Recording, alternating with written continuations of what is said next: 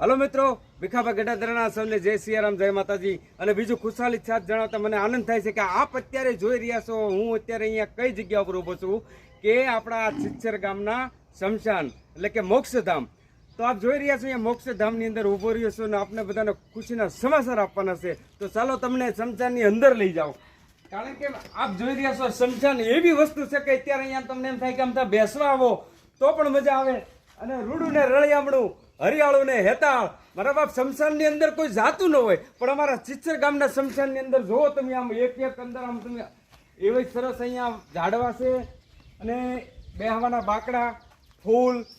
આની અંદર અમારા ભાઈ દિનેશભાઈ, ભાઈ અલ્પેશભાઈ અને ભાઈ ભૂપતભાઈ, ઘણા બીજા મિત્રોની પણ આમાં સાથ સહકાર છે, પણ આ ત્રણ ભાઈઓનો ખૂબ અને સાથ સહકાર છે અને એને પણ આપણે સાથ સહકાર આપીએ. અને આપણું શમશાન તમે જોવો તો ખરા, અહીંયા જોવો આમ બે ઘડી તમે આમ બાકડા, ખાલી તમે એમ તો રજા હોય અને ખાલી 2 મિનિટ બેહવા આવો તો તમને એમ થાય ઘડીક બેહવા આવો ને તેમ થાય હાન સુધી બેહવું છે, એવું આ શમશાન છે. અને એ શમશાનની અંદર આવતીકાલે રવિવાર તારીખ 3